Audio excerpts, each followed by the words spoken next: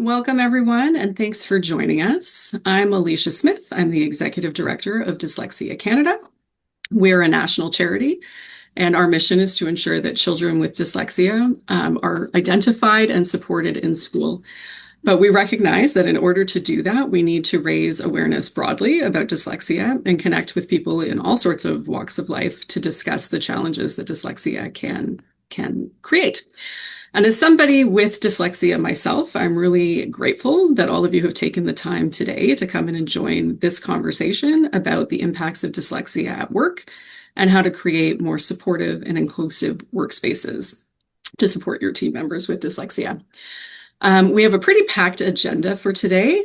I'm going to get us started by talking about some basic things about dyslexia, what it is and what it isn't. Then we'll discuss common workplace challenges.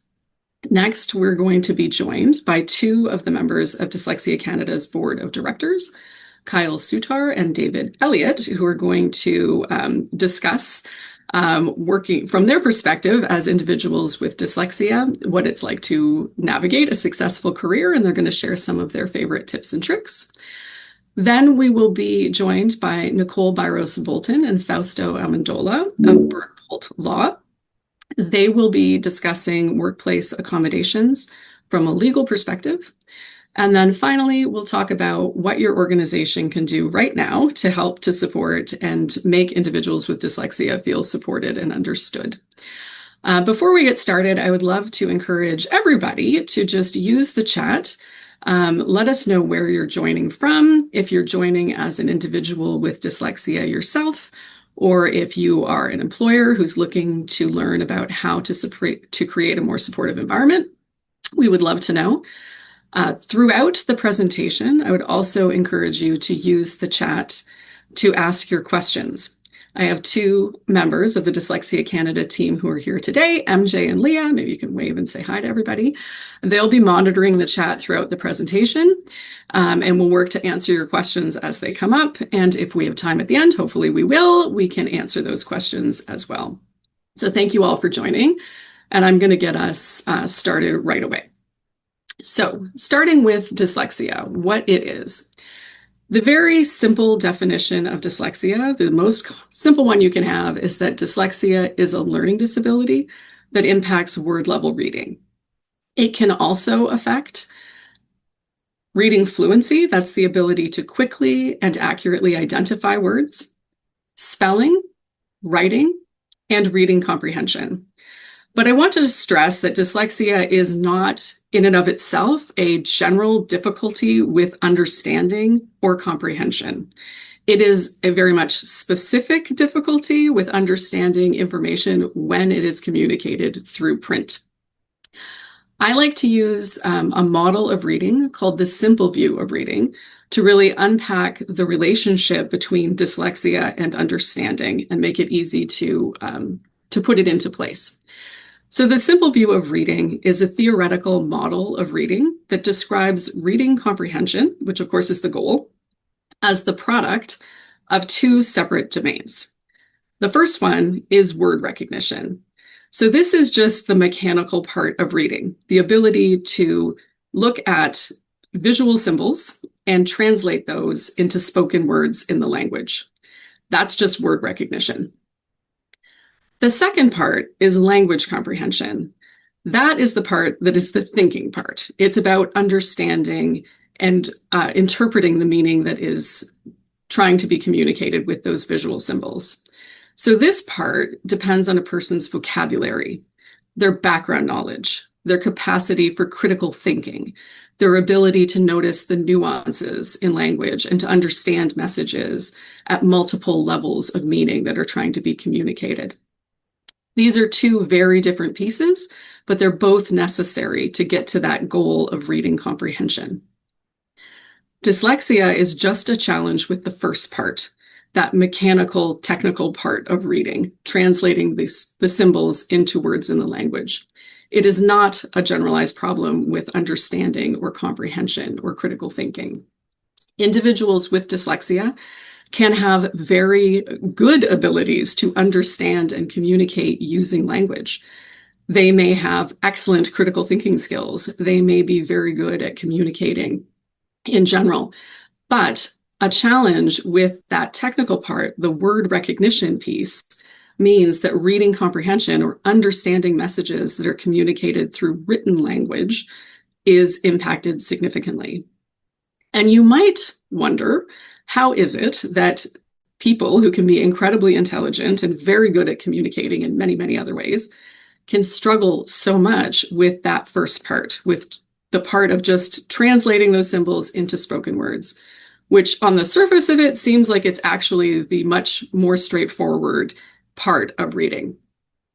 And the reason for that is that there are very different systems in our brain that work to support these two different domains. They're very different and they develop quite differently. So when you think about it, as social animals, humans have evolved over hundreds of thousands of years to communicate using vocal language. This is an ability that we share with other species that are social animals. There's a clear evolutionary advantage to be gained from being able to communicate with other members of your species.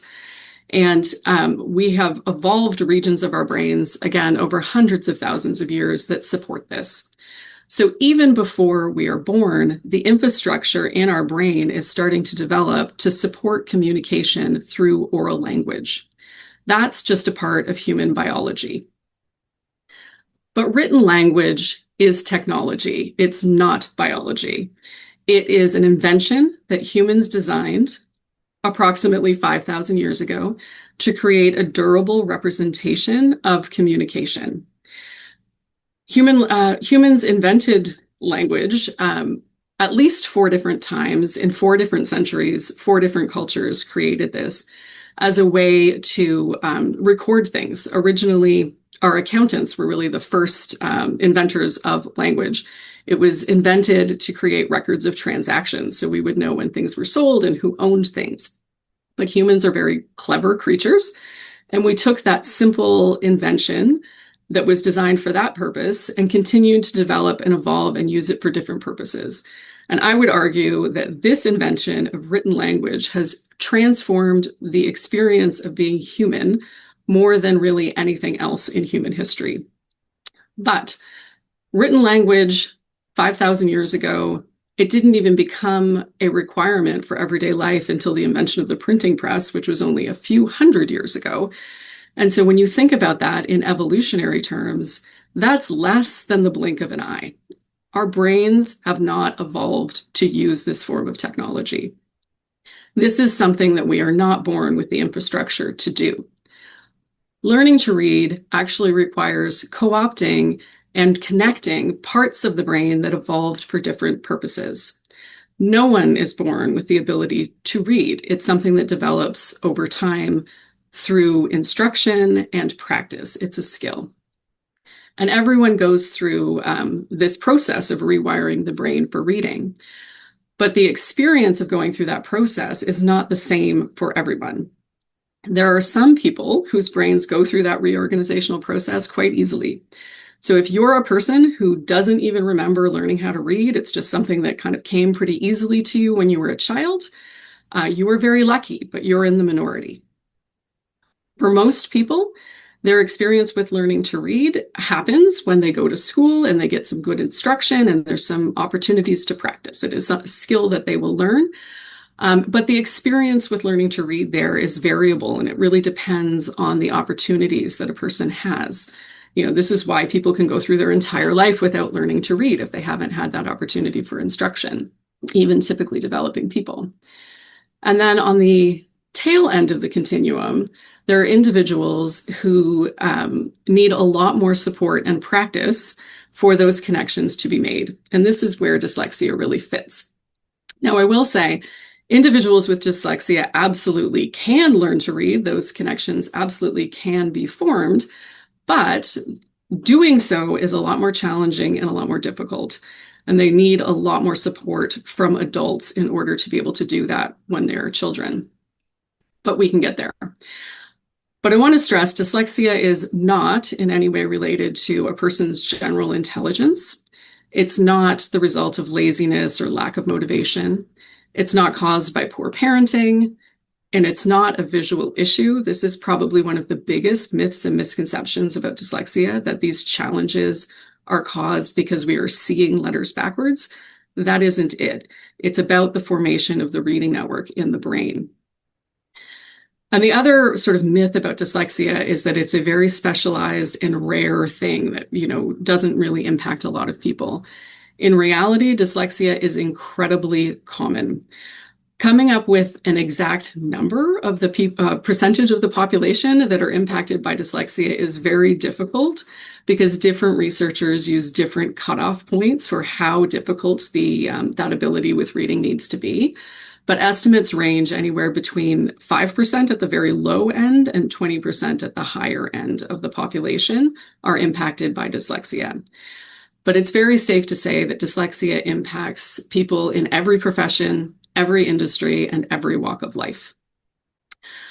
The good news is that we actually have very advanced research about reading development, why some people struggle, what dyslexia is, and what we can do to make sure that individuals, kids specifically with dyslexia, get off to a good start with reading. The key findings of all of that research really point to the importance of early identification and support, preferably starting for kids when they're in kindergarten. And we also have a lot of applied research now in education systems when they're putting policies and practices into place that are aligned with that reading science.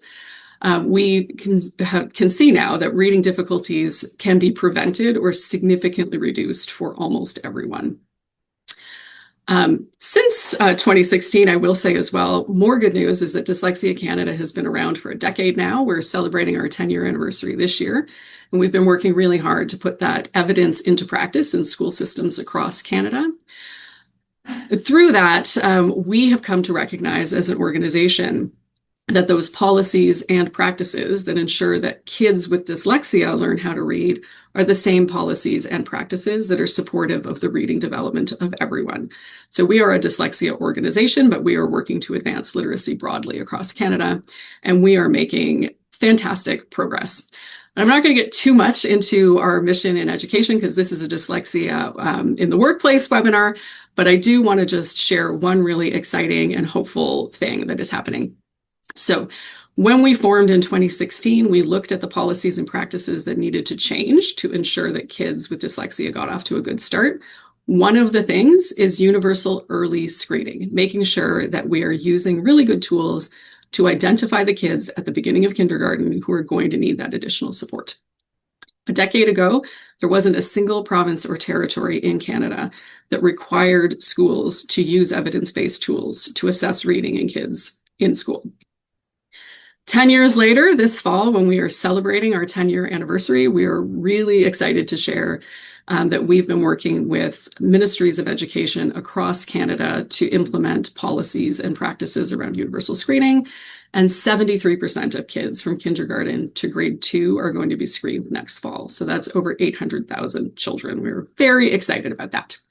So there's a lot of reason to be hopeful and optimistic about the future for people with dyslexia, but we still face a lot of challenges.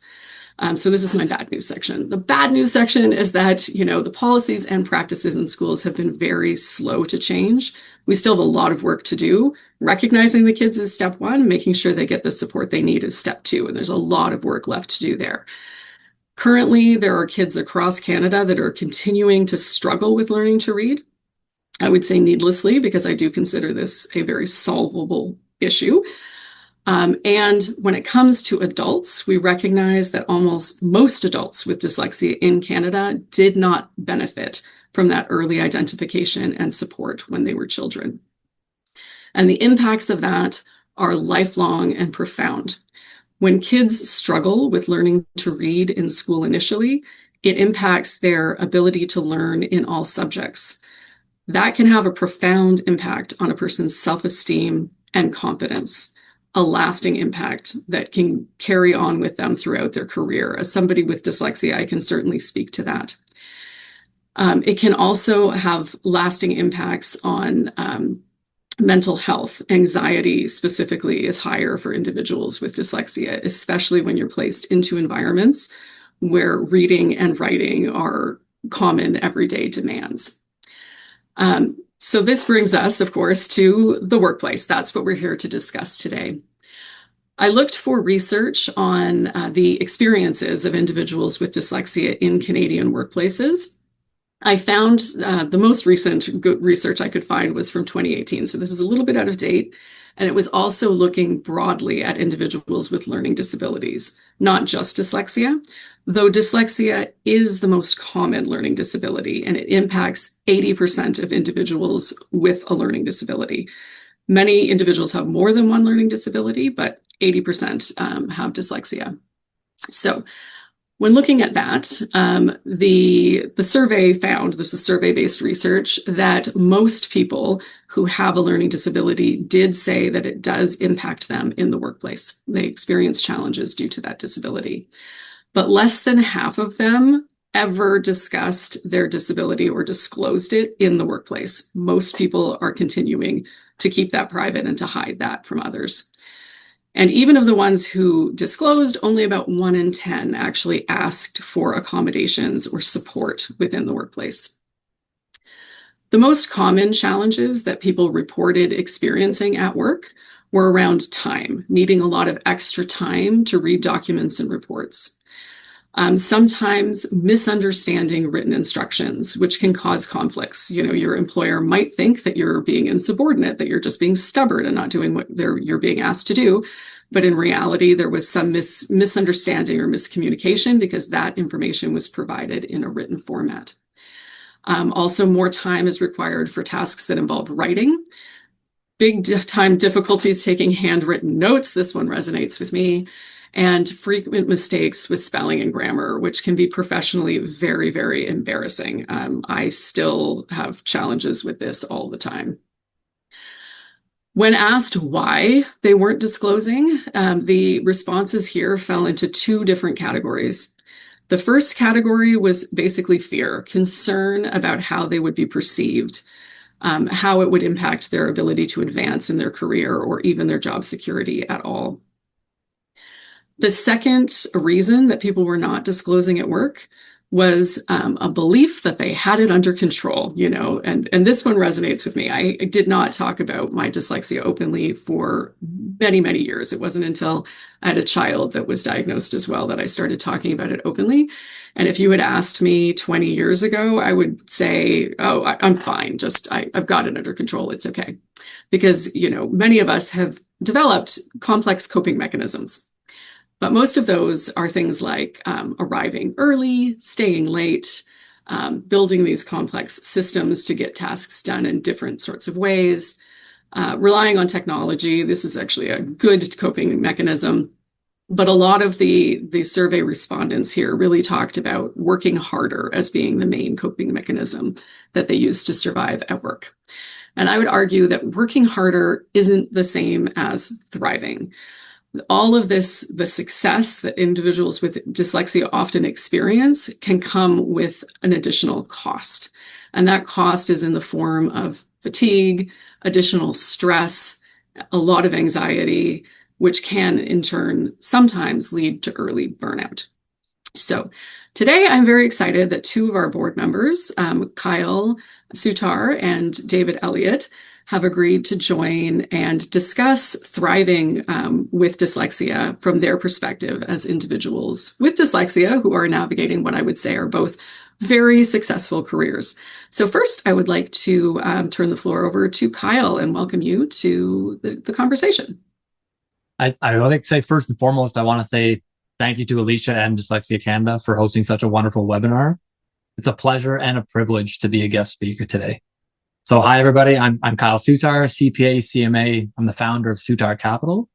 I do fractional and outsourced CFO work, which basically means I'm the finance brain for businesses that are too big to wing it, but not big enough for a full-time CFO. I'm also building something called Blue Collar CFO.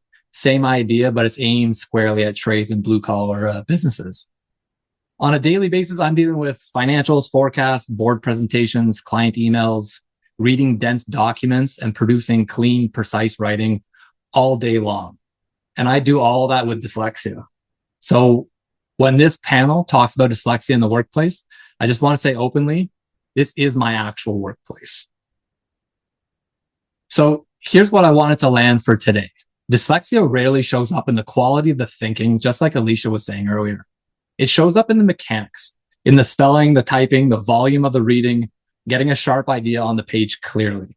The right softwares remove that mechanical tax completely or as much as it can. And what's left is the thinking, which for a lot of dyslexic people is actually the edge. Nobody calls a calculator cheating for an accountant, and it's the same logic. Let me share another analogy here. Picture a carpenter. A new tool comes out and it does their job faster and cleaner. Does anybody shame him for buying it? Of course not. He'd be silly not to. The only pushback is obviously the price.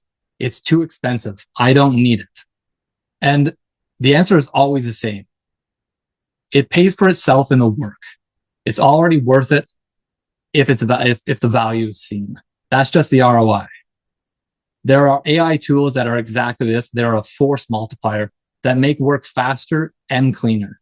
And the it's too expensive objective falls apart the second you run the numbers, because most of them cost less than a tank of gas on a monthly basis. So I would like to walk you through 3 specific AI tools that I use that have changed everything for me completely. The first is called Wispr Flow. It's an AI voice dictation that works inside any app. It works in your emails, Slack, any kind of documentation, anywhere that you would normally type.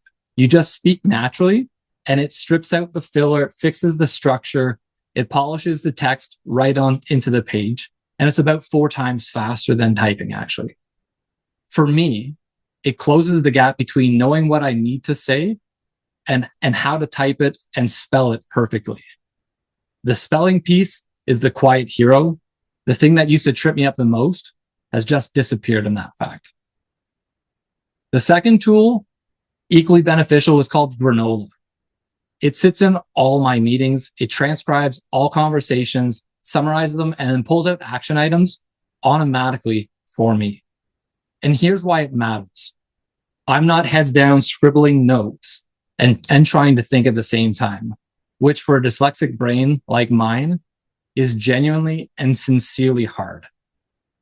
I get to be fully present in the room, and the clean record is just waiting for me afterwards. So the third and the most commonly known tool for most people probably on this webinar is Claude. I use it as a thinking and a drafting partner. Rough thoughts go in and then structured professional writing comes out. And it works the other direction too, where you can feed a long contract or a dense report and get plain language version back. I'm not personally spending a lot of time grinding through pages of heavy reading, which is difficult for myself. I even use it to help build out financial dashboards, reports, and models for my clients. And the net effect is that it levels the playing field on written communication, which, in my opinion, and I believe Alicia had mentioned it, is exactly where dyslexia tends to get unfairly penalized in the workplace. So, with all that said, here's what I wanted to leave employers with. This is also applicable to employees and entrepreneurs that are part of this webinar. These tools are cheap, they're off the shelf, and the ROI is enormous. This isn't some special accommodation.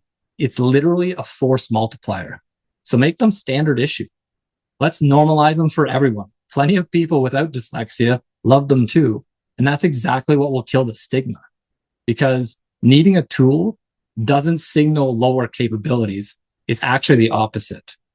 Give a tradesperson a tool and they'll fly. You give a dyslexic professional the right software, and the same thing's going to happen.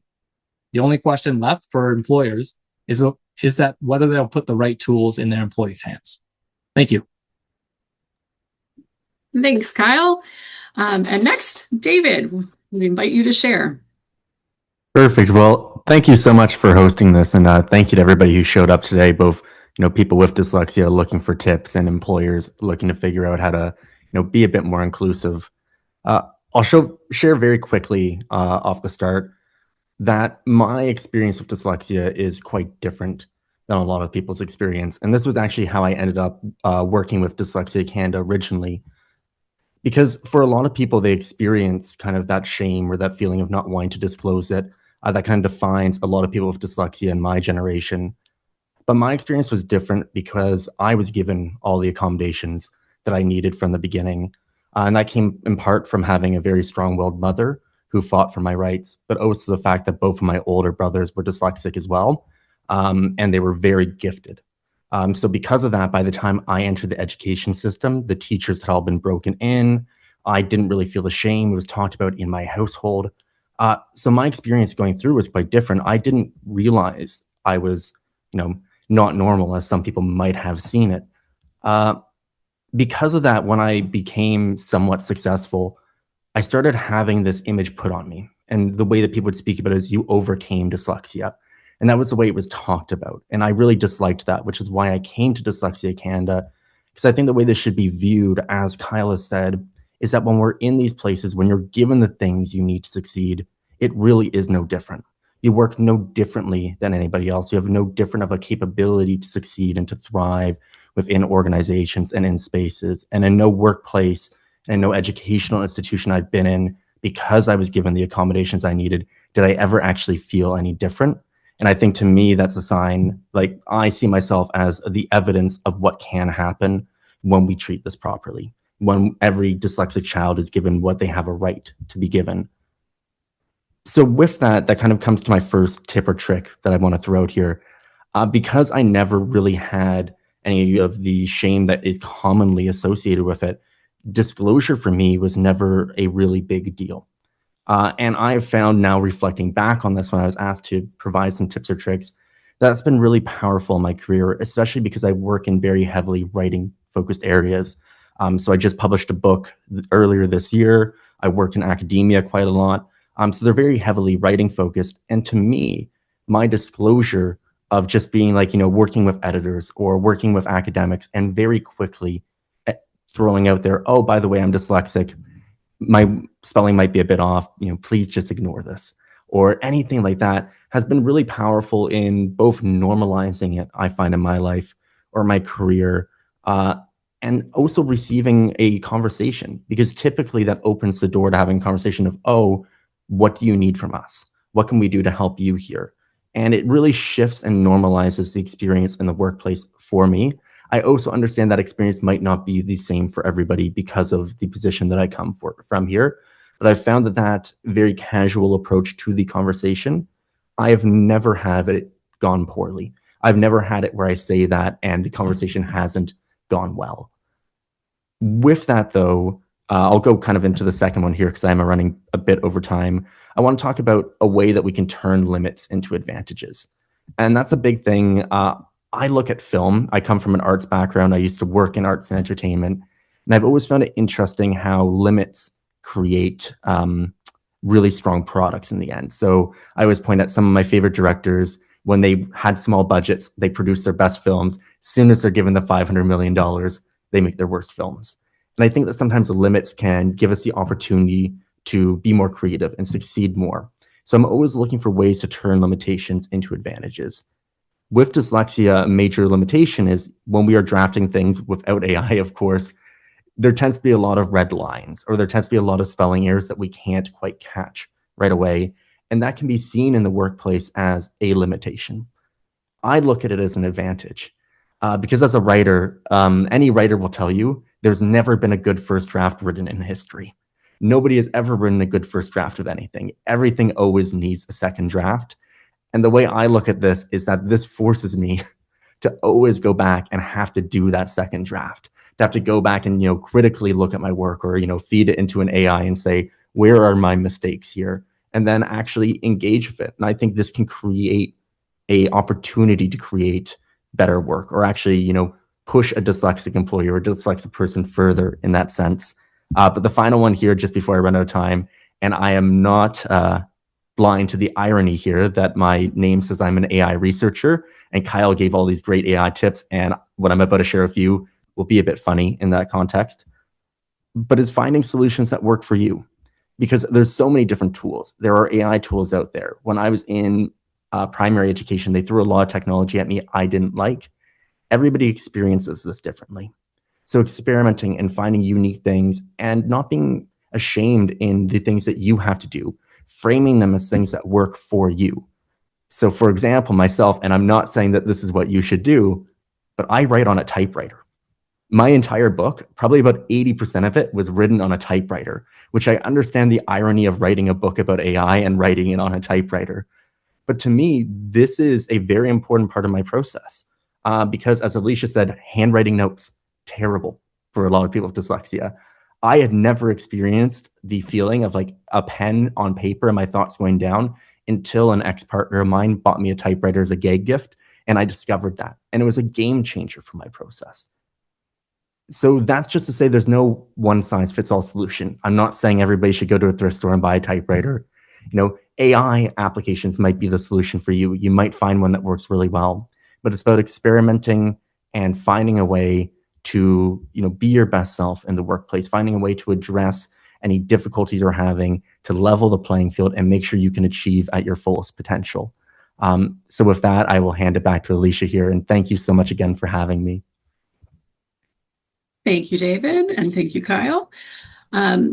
Really great tips and tricks that you guys were able to share, and I really do appreciate both of you for serving on the board of Dyslexia Canada and helping this organization grow and do the wonderful things that we are doing. We couldn't do it without you. Next, I'm very excited to introduce Nicole Barros-Bolton and Fausto Amendola, who are going to help us explore the idea of workplace accommodations through a legal lens. So I'm going to stop my share and turn it over to you, Nicole. Thank you for joining us. Thank you, Alicia. Hello, everyone. I'm just going to also share my screen. Thank you. Today, I'm speaking to you from Hamilton, Ontario, which is on the traditional territories of the Erie, Neutral, Huron-Wendat, and Haudenosaunee, and the Mississaugas. Nothing that Fausto and I will be sharing today, of course, is legal advice. We should just say that for our own Law Society obligations. But legal information is power, and hopefully this will assist you no matter what your roles are in coming here today. Most of our presentation is geared towards employers or HR professionals, but equally super helpful if you are somebody navigating the system, because either way, the information applies. So we've heard what dyslexia is. It's been really helpful and insightful even to me. So thank you everybody for sharing. Our job in the next 15 minutes is more of the legal concepts and layer that goes with this. And I've seen some questions in the chat already that have some great points, hopefully some of which we'll be touching. And Fausto and I are planning to trade off on slides. And, we just ask you to keep in mind that really, if we're looking at liability risk, meaning where an employer does something that is not legally allowed, it usually actually comes from the accommodation process. So when we think about discrimination under human rights legislation anywhere in Canada, discrimination requires that three things are true. So one, the person has a protected ground. So in this case, dyslexia, which is a disability under law. And two, that they are treated differently because of that disability, at least 1% of the reason that they're treated differently. And two, that it has a negative impact on them, because of course, accommodation could mean that they're being treated differently, but that's a positive. When we fail to accommodate somebody, and we're going to talk about the nitty-gritty of what that means, then we are discriminating against them. So that's an important part to hold. So first, getting into a little bit more about how this intersects with the law. So the duty to accommodate somebody is triggered by a need that somebody has in connection with their disability.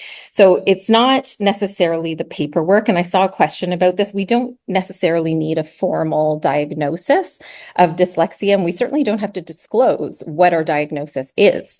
It is enough, for example, to go to an employer and say, I have a disability-related need. One of those needs is that I have, or a symptom perhaps is that I have trouble reading, especially if the instructions are given to me by writing, and I'm asking if there's a way that, you can send me voice notes, or, another product I will shout out to is Loom, Loom, which I use for all kinds of things, but even for my clients when it's hard for them to read through my very long legal explanations. I'll just send them a video explaining what I mean and walking them through a draft. So there's little things like that that don't cost a lot of money, and I'll get into cost issues later.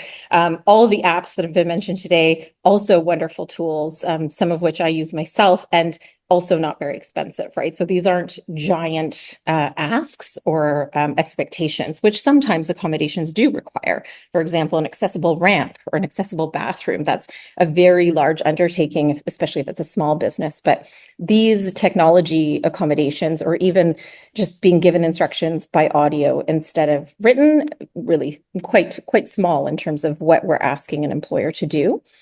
So I think the other thing that I wanted to say here is that it's also really important to remember that if somebody doesn't disclose that they have a requirement or a need, it doesn't mean that the employer doesn't have to do anything. So if the employer all of a sudden notices that somebody's struggling, like performance is down because, as was given an example, written instructions are being given, the employer actually has an obligation to check in. So we call that the duty to inquire. They have to say, hey, like, I noticed that every time I, assign you this work, you're really slow and late to hand in. And instead of being like, I'm putting you on a PIP, this isn't working, performance improvement plan immediately, we're moving to termination. Check in, what's going on? Is there something that I can help with? Just a simple question like that is not invasive. We're never, ever going to ask somebody if they have a diagnosis or a disability. That's not allowed, and that's private information that somebody never has to disclose. But it is okay and important and actually required by law to check in and say, hey, is there something I can do to help? I've noticed this issue. I'm coming to you to see how I can support you. And then, of course, the employee also has obligations to respond and work with the employer and tell them what they need, right? So it's a two-way street, and we'll get into that a little bit more. The one more thing that I'll say about this part is that the employer, while of course they don't have the right to ask the diagnosis or ever to know the diagnosis, they do have the right in many circumstances to ask for medical documentation. So that's not documentation to prove they have a disability, but it's more about what the medical professional advises in terms of reasonable accommodations that the person might need. It doesn't always have to get to that point. And if somebody is asking for a pretty straightforward accommodation, it would not be reasonable for the employer to jump all the way to, hey, I need an independent medical examination, which only in rare circumstances is permitted. So with that, I'll turn it over to Fausto. Thanks, Nicole. Good morning, everyone. So Nicole touched on this briefly, but the way the law structures the duty to accommodate is that it has two halves, both of which are equally as important. So there's the procedural duty to accommodate, which you'll see on the left, and then there's the substantive duty to accommodate on the right. It is a very, very common pitfall for people to only consider the second one and forget about the first half.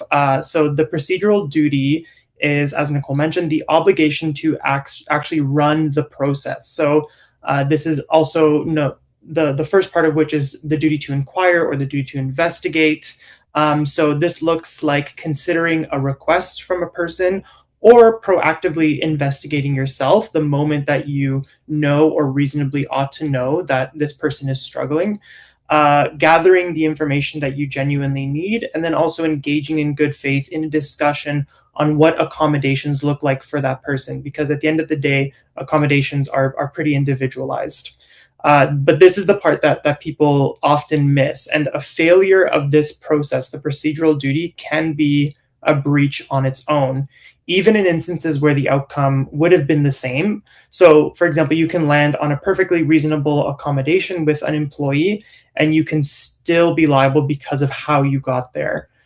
This looks like ignoring a request for an accommodation, demanding excessive medical detail or disclosure, or even just dumping the whole burden on the employee to come up with their own solutions. These are all concrete failures to discharge the procedural duty to accommodate. And then on the other side, we have the substantive duty. And this is, in essence, just the accommodation that you actually provide. And this is only done to the point of undue hardship. So Nicole was talking about, how onerous it can be. So, for example, like installing A ramp is probably more involved than implementing some sort of software or AI program that can assist an employee in doing their work. But Nicole's going to dive into what undue hardship actually means. Yeah. Sorry, there we go.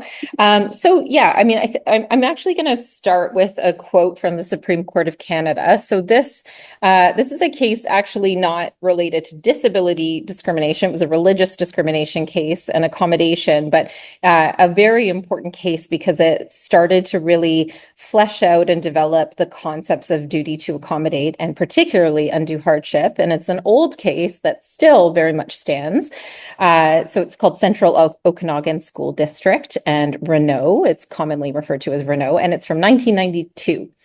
But this was, I think, an important quote that the court said in that. So it says, the use of the term undue infers that some hardship is acceptable.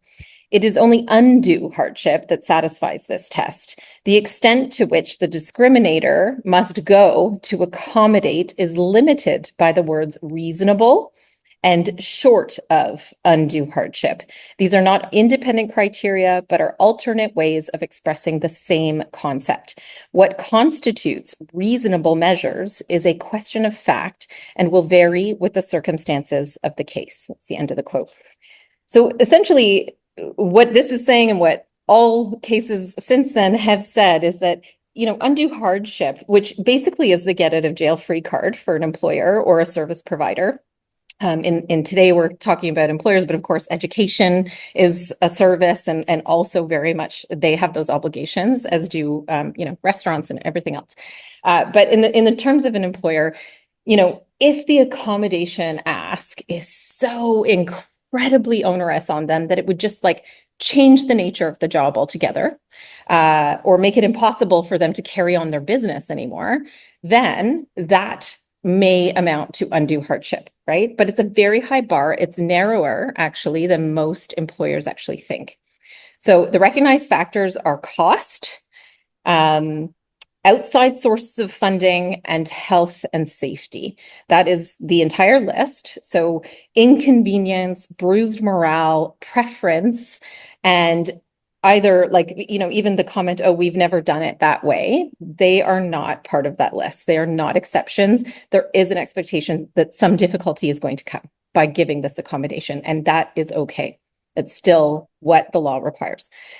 On cost specifically, because this one probably comes up the most, it has to be quantifiable and so substantial that it would change the nature of viability of the operation. And you have to actually account for available funding and assistive tech subsidies before you even claim that cost is a hardship. So I think the important lesson here is that quite often courts are looking for, well, what did you undertake in terms of research or even hiring an expert or getting quotes from various sources or looking into this, studying it more, asking more questions before you said no. And going back to Fausto's point, right, that's the procedural part. It's really important to undertake a conversation. Equally important for the individual seeking accommodations to also participate in that, right? It is not expected or the law that if I go to my employer and say, hey, I need A, B, and C to be able to do my work properly, it's not the expectation that the employer has to give me exactly that, even if I have a medical note that says that's exactly what I need. Instead, the employer needs to explore with me all the possibilities and the options, go away and think about it, come back and offer different solutions if those ones aren't available, right? That's the conversation that needs to happen. And I'll just say it again, but for dyslexia specifically, most accommodations are low or no cost, which is exactly why the undue hardship argument is so hard to sustain here. So I'll turn it over to Fausto.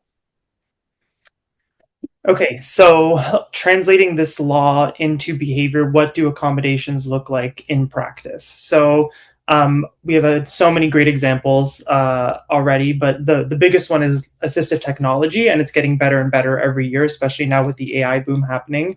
But this technology does most of the work. So text to speech, speech to text, screen readers, any sort of proofing tools, things like Granola AI, Claude, Loom, which Nicole mentioned, they're all great tools.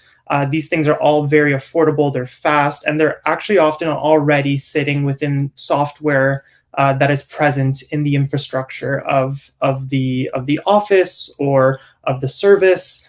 So they're usually quite easy to reach for. Then we can consider things like time or timing. This looks like giving extra time on written tasks or advance notice of any sort of reading materials, more sensible turnaround time. You can also be flexible with format, so giving instructions verbally and in writing to ensure that the delivery of the information is being done in a variety of ways. Or just offering information in more than one format in a way that is suitable to the person that needs the accommodation. But I think the central principle for all of this is that you are accommodating the output and not the method. So you can hold the same standard for the result while being flexible about how the person gets there. This way, the barrier comes down, but the bar stays where it needs to be. And I will pass it off to Nicole to discuss pitfalls. Okay, great. So yeah, looking again from the perspective of where an employer might go wrong, so that hopefully employers don't go wrong, but also so that if we're the seeker, we also know how to navigate this properly and when to maybe get outside legal help, or at least how to advocate for ourselves from the very beginning. And, that's a whole other talk, but document, and screen grab all of the communications, particularly if it's been difficult or you've disclosed a need and your employer is resisting, for those that are helping employees or employees themselves that are seeking these types of accommodations. So, we've talked about this. Accommodation is a shared responsibility. Both parties have to come to the table and both have obligations. Quite often the courts and the tribunals will refer to this as their duties, and they will say, well, did the person seeking the accommodation discharge their duty? Meaning, did they follow all the things they have to do? And did the employer or the person, potentially providing accommodations, did they discharge their duty? So both have really equal obligations in this process. I think one of the pitfalls, a really important one that has been mentioned by Alicia, is that, treating a request or a decline in performance as performance issue or discipline issue instead of an accommodation need is a really big problem, right? Especially if we're jumping there without checking in or inquiring with the individual about what they might need to be supported, right? Trying not to make assumptions about their abilities without checking in and seeing if there's something they can be helped with, right? And sometimes it is difficult for the person to disclose, right? We've heard about how it might feel embarrassing. We might be worried that somebody's going to judge or think that it is a question of our intelligence when it's not, right? So there's a lot of fear, which again, if the employer can meet them halfway and say like, hey, is there something I can do to help? Wonderful. And even better, make an inclusive design model in your organization, right? Like have those tools for everybody. And that's becoming easier and easier, as we've heard with AI and all the tech stack that folks can have. And I think too, the one and done thinking is an issue, right? So if you give them the one tool and then you're like, oh, well, everything should be better. Now, why is there a problem? Why isn't this working, right? Like, I think anytime we implement anything new, right? A policy, I just drafted like a one pager that we're going to send to prospective clients when they reach out, just to let them know, hey, what to expect. I don't know if that's going to land well, if it's good, if it's bad. So in a week, my plan is to revisit that and be like, how is that landing? And talk to our intake specialist. That's just a really small example to say, anytime we implement something, we don't know yet if it's going to work. And the very important takeaway is that accommodation is very individualized. So every single person is going to be different. Their needs are going to be different. It doesn't matter if they have the same disability. They're going to need different supports and resources to be able to do their job well. And the really important thing to remember, which the courts have stressed time and time again, is that the whole point of accommodation is to give everyone the same access to services and the same opportunities to thrive in their jobs. So with that, I will turn it over to Fausto for a final word.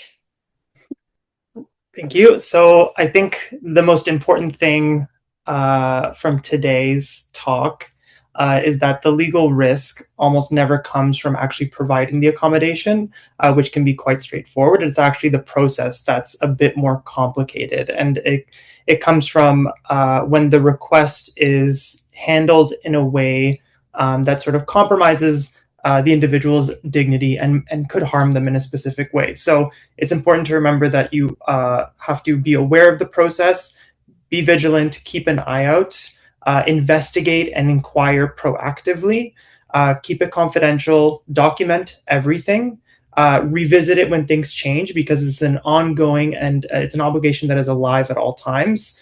And then that's how you assure yourself that you're doing the best that you can. So thank you for everyone for listening and for having us today. Thank you so much. That was very informative and helpful. And I'm just going to wrap it up for us with a bit of a recap of some things that were mentioned and some tips for things that you can do within your organizations right now to build a more inclusive culture where people are more likely to feel confident in their ability to openly discuss their dyslexia. So I will say, and a lot of these things were already mentioned, but inclusive organizations are ones that really do focus on outcomes, not so much on how people get there, as Nicole mentioned.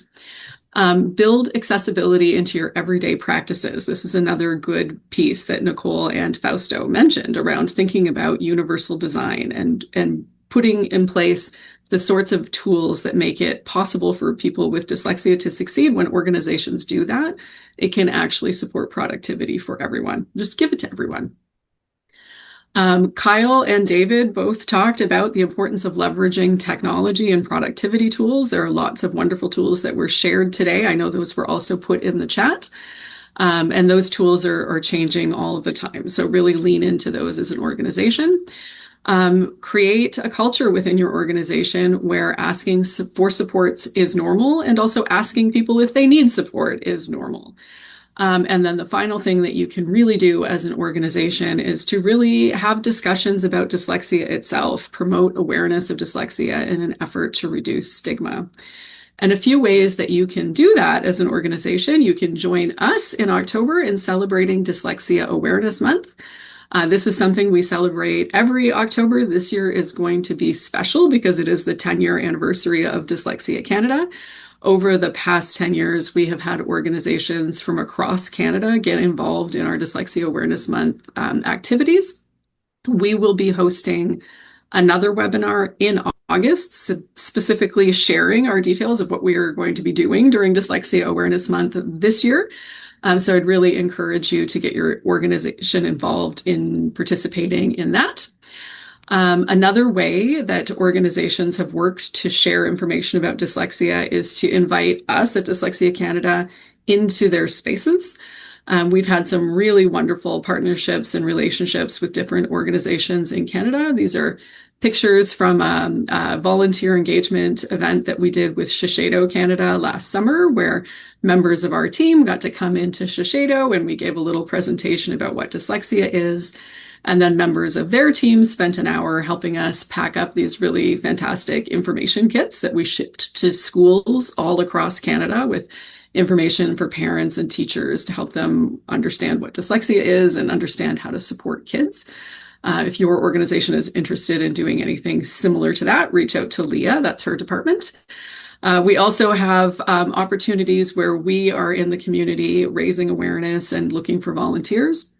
One thing we do every year is we participate in the Toronto Waterfront Marathon in October.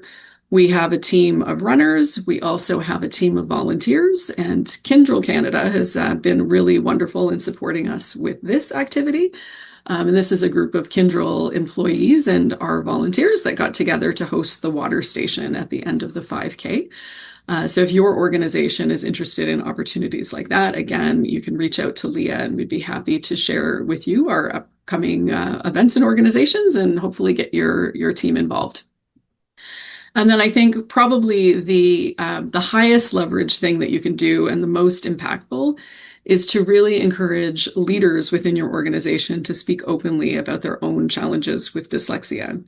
So if within your organization you do have a senior leader who has dyslexia themselves, really helping them to share that story or encouraging them to share that story is incredibly impactful. We work with individuals to share their stories all the time. This is one that we did last year. This is Andrew Kemp. He's the chairman of Acera Insurance. This is now, I think they just did a merger. They're the largest insurance brokerage firm in Canada, over 5,000 employees. And having the chairman of that organization record a video talking about his own experience with dyslexia and sharing that on his LinkedIn profile sends a very, very powerful message throughout that organization, that all 5,000 members of that organization recognize that, dyslexia is not something that their leadership is ashamed of or hiding anymore. And they similarly should feel comfortable and supported in sharing their own struggles.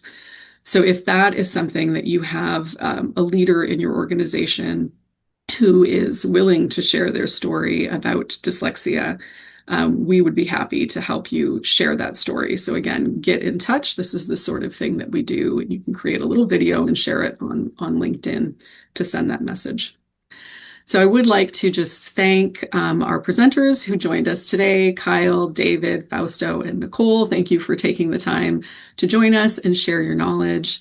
Thank you, Leah and MJ and the rest of the Dyslexia Canada team. And thank you to everyone who took the time out of their day to come and engage in this important conversation and learn more about dyslexia. We really appreciate that. Thank you.